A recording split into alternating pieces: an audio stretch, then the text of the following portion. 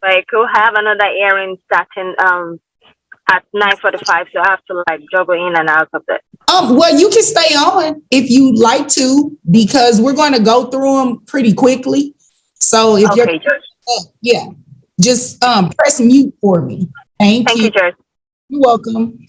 And in an effort to stay in compliance with the Texas Open Courts Act, we are now streaming live on YouTube. Just want to let everybody know that.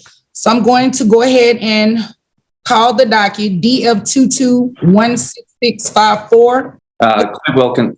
Sorry, Your Honor. Clay Wilkinson here for the petitioner, Nabita Afrin. Okay. All right. Are you ready to proceed? Yes, Your Honor. Okay. We're on the record and calls number DF22-16654. Counsel, would you please announce for the record? Clay Wilkinson for Nabita Afrin. Okay. Ms. Afrin, would you please raise your right hand? Do you swear or affirm to tell the truth, the whole truth, and nothing but the truth? Yes. Thank you. You may put your hand down. Mr. Wilkinson, you may proceed. Thank you, Your Honor. And I'd ask the court to take judicial notice of the contents of the court's file, which include the return of service that's been on file for some time, as well as a prove-up affidavit, certificate of last known address, and a non-military affidavit. Okay. The court takes judicial notice of the entire contents of the court's file. May I proceed? Yes. Ms. Afrin, can you state your full name, please? Yes. Nabita Afrin. And you're presently married to Mohammed Hossein, correct? Yes. And prior to filing for divorce, you resided in the state of Texas for 6 months in Dallas County for 90 days, correct? Yes. And you were married to Mr. Hossein on or about April 20th, 2012, correct? Yes. And you've now ceased living together as husband and wife, correct? Yes. And your marriage has become insupportable because of a discord or conflict of personalities that destroys the legitimate ends of the marriage relationship. Is that right? Yes. And there's no reasonable expectation that you would reconcile, correct? No. Yes. I'm sorry. That's okay. And there was one child born during your marriage, correct? Yes. And how do you say your child's full name? Afan Ibn Hossein Dihiyat. And he's 8 years old, correct? Yes. And you did not adopt any children, correct? Yes. And you're not pregnant at this time, right? No, I'm not. And before this divorce case, there were no other court proceedings or court orders regarding your child, correct? No. And I'm sorry. Yes. There was? No, it was no other court.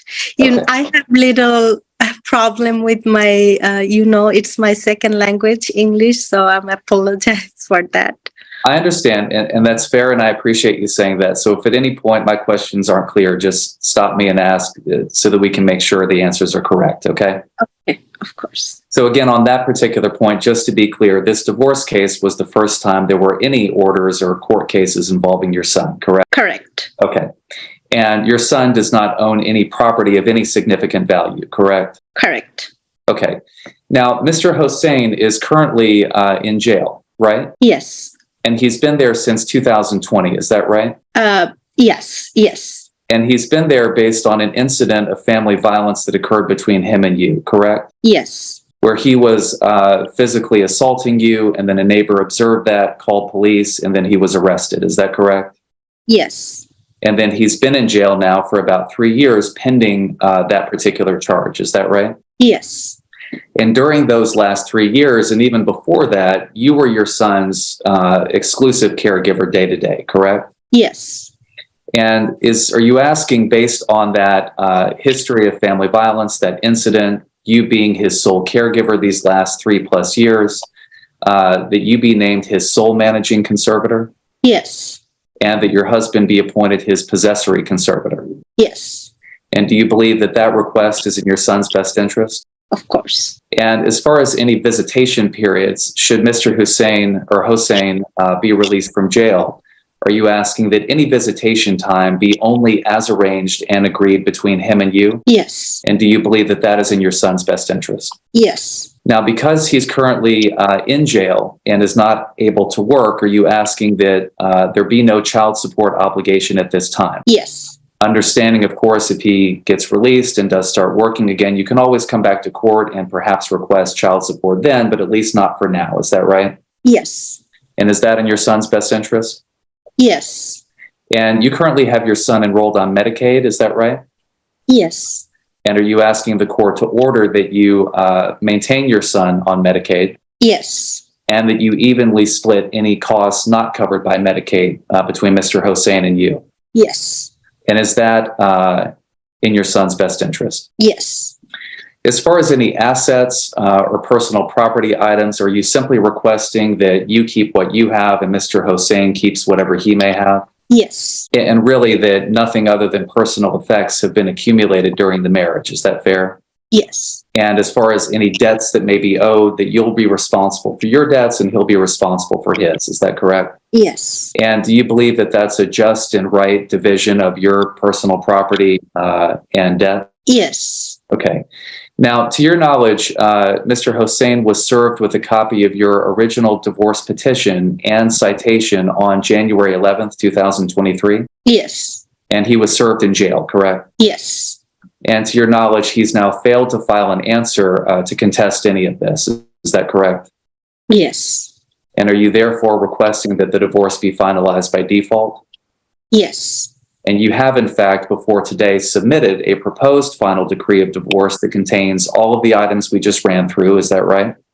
Yes. And you signed that as well, correct? Yes.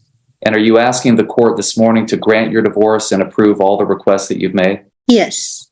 I have nothing further, Your Honor. At this time, the court will go ahead and grant the decree of divorce.